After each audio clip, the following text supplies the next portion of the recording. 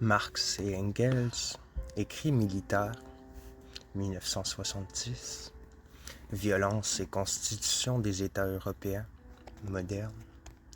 Introduction 1.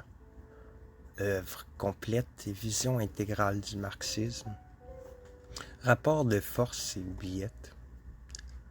Engels disait que la publication des écrits de Marx et des siens dépendait non seulement de la situation du mouvement ouvrier, mais encore du développement de l'industrie. Il constata ensuite qu'elle dépendait aussi du caractère plus ou moins radical du parti dépositaire de l'œuvre qui, depuis plus de 100 ans, inspire et domine les efforts révolutionnaires de l'humanité. Dans sa lettre du 15 avril 1895 à Fischer, Engels exposait déjà les difficultés auxquelles il se heurtait. Ce à quoi je ne saurais me résigner, c'est de faire subir aux travaux de Marx et aux miens des opérations de castration. J'ai l'intention de publier les écrits de Marx ainsi que mes petites contributions en édition complète, non par livraison successive, mais directement par volume entier.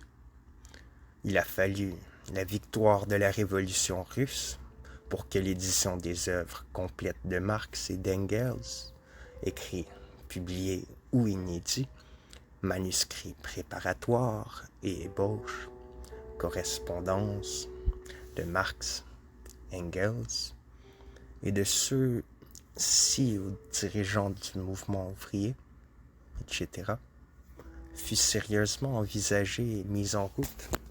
Riazanov, qui entreprit cette publication, il laissa la vie, et Staline substitua une édition populaire aux œuvres complètes.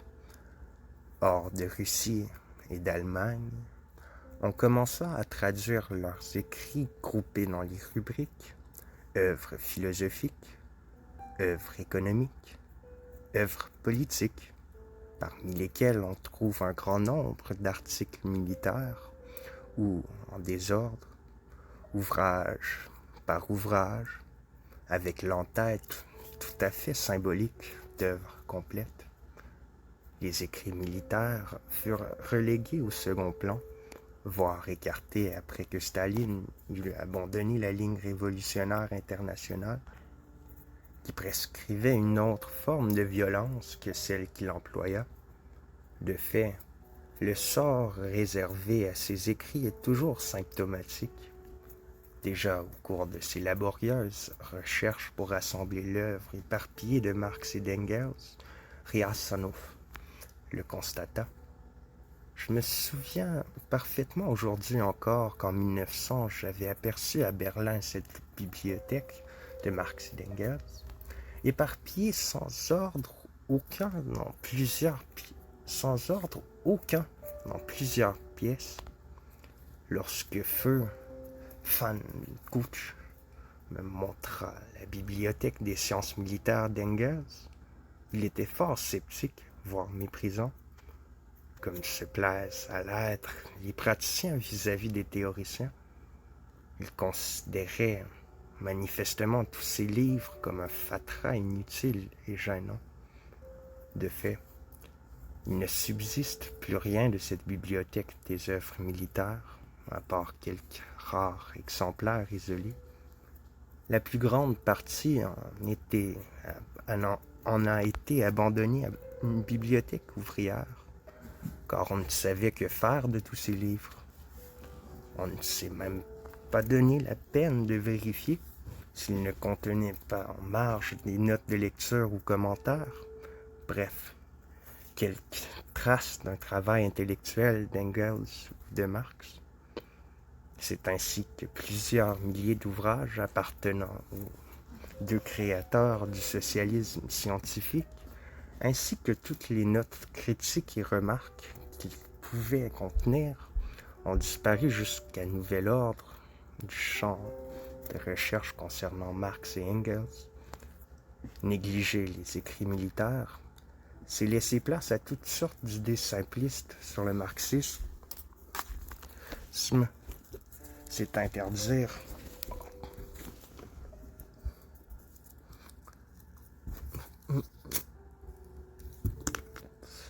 c'est s'interdire de comprendre vraiment le rôle des armées, des États et des guerres dans la lutte des classes.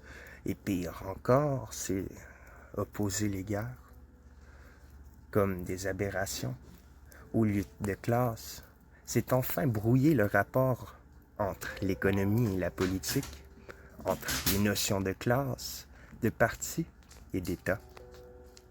Écarter les écrits militaires, ce n'est pas seulement enlever au marxisme sa partie la plus tranchante et la plus engagée, mais encore en fausser ou déformer toute la signification. En effet, les études militaires donnent un certain ton ou une finalité à l'œuvre de Marx et d'Engels. Elles représentent la conclusion générale de leurs recherches théoriques dans le domaine économique, philosophique, politique et historique, en même temps que l'application pratique de cette conclusion au terrain particulier de la science et de la lutte militaire.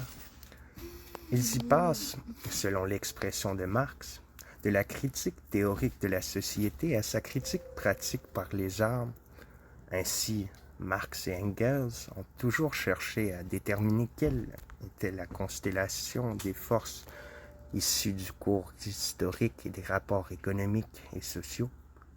C'est pourquoi ils sont établis, pour chaque phase historique, une sorte de parallélogramme des forces en présence pour en déduire l'épicentre du mouvement et établir le programme et la stratégie correspondant au niveau social atteint.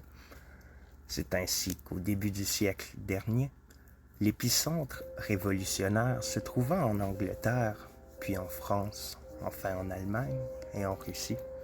Si Marx n'a pas achevé le Capital, c'est qu'il voulait étudier le mètre cube de statistiques et de documents sur la Russie qu'Engels a trouvé dans les articles de son ami après sa mort. La publication des écrits militaires de Marx et d'Engels signifie-t-elle que les circonstances sont plus favorables? Ce serait pour le moins exagéré. Sans doute, la situation internationale du mouvement ouvrier ne permet-elle pas que l'on dispose de tous leurs textes et donc de l'intégralité de la vision du monde et du programme marxiste. Une édition complète des œuvres militaires grouperait, d'après un calcul sommaire, une dizaine de volumes de 600 pages chacun, si on y englobait des ouvrages tels que Les luttes de classe en France, 1848 à 1850, La guerre des paysans, La campagne pour la constitution du Reich, Révolution et contre-révolution en Allemagne, les articles militaires déjà traduits, par exemple dans les œuvres politiques, sur la guerre russo-turque, l'expédition de Crimée, la Révolution espagnole, etc., les notes sur la guerre de 1870 à 71 et la guerre civile en France, 1871. Nos moyens étant limités, nous publierons les œuvres militaires à part, en traduisant un certain nombre de textes souvent inaccessibles aux lecteurs francophones, qui s'ajouteront aux textes économiques et politiques déjà connus. Ainsi, nous ne cherchons pas à exhiber un Marx et un Engels nouveaux et inattendus. Au contraire, le plus souvent, Marx et Engels ont écrit leurs textes militaires au cours des événements afin de peser sur leur déroulement immédiat. Ils sont donc très circonstanciés. En outre, ils dépendent des informations accessibles à nos auteurs et des possibilités d'édition et de diffusion dont ils disposaient au moment les plus fébriles et les plus dramatiques de leur temps. Il faut aussi tenir compte des censures de toutes sortes et des précautions élémentaires qu'il faut prendre dans ces circonstances. Enfin, selon les périodes plus ou moins fertiles en conflit, la rubrique militaire s'enfle démesurément ou est reléguée à l'arrière-plan, sans que l'on puisse en déduire pour autant que la théorie de la violence de nos auteurs ait changé.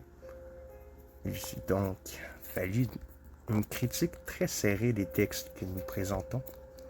Pour ne pas trop gêner le lecteur, nous rejetons la plupart des notes sur l'histoire et les idées en fin de volume, tandis que nous introduisons par une notice explicative les écrits de chaque période, afin de les replacer dans leur contexte, de les relier entre eux et de suppléer ou de renvoyer aux ouvrages que nous n'avons pu recueillir.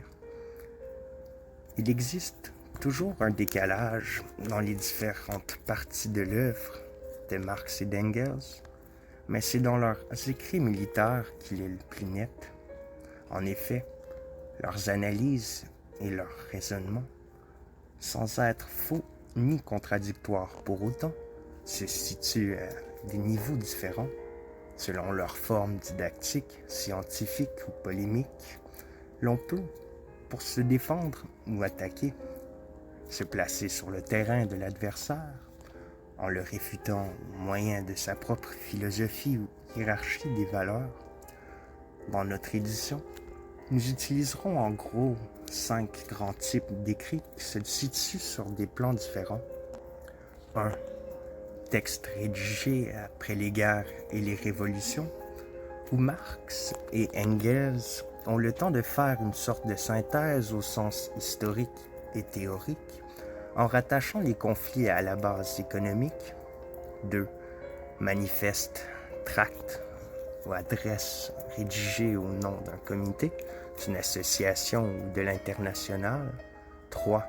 Articles de journaux pour la presse bourgeoisie libérale New York, Daily Tribune, pour la presse ouvrière Northern Star, qui n'est pas entre leurs mains, qu'ils dirigent eux-mêmes la Nouvelle Gazette Rhénane, tout entière d'inspiration marxiste. 4. Correspondance, où le ton est plus familier, si bien que derrière Boustrapa, Napoléon III, il faut lire État bonapartiste et manœuvres politiques du Second Empire. 5. Certains écrits militaires anonymes d'Engels qui, pour agir sur un public très large, voire sur les cercles officiels, a préféré ne pas révéler son nom, faisant confiance au poids de ses arguments. L'œuvre militaire de Marx et d'Engels se réfère constamment aux événements, conflits, forces et institutions de leur temps. Elle ne souffre pas d'être coupée de son cadre littéraire et historique, d'où la valeur irremplaçable de l'édition scientifique, historique et critique des œuvres complètes commencées par Ria Sanoff. Marx et Engels considéraient que c'était leur faire à la fois trop d'honneur et pas assez que d'appeler marxisme une doctrine qu'ils voulaient impersonnelle et propre à la classe ouvrière, tout entière, et qu'ils qualifiaient eux-mêmes de socialisme scientifique. Lorsque nous utilisons le terme de marxisme, c'est comme équivalent de socialisme scientifique, qui est la contribution du prolétariat allemand au socialisme moderne, sous la forme écrite la plus systématique et la plus achevée que lui ont donné Marx et Engels. Nous n'avons pas voulu les séparer dans notre édition, encore qu'Engels soit beaucoup plus spécialisé que Marx dans ce domaine. Les écrits militaires d'Engels font partie de l'œuvre commune, et Marx a toujours approuvé les travaux militaires de son ami. Il les a souvent même inspirés, en lui fournissant des directives ou des conseils. Il suffit, pour s'en convaincre, de lire leur correspondance.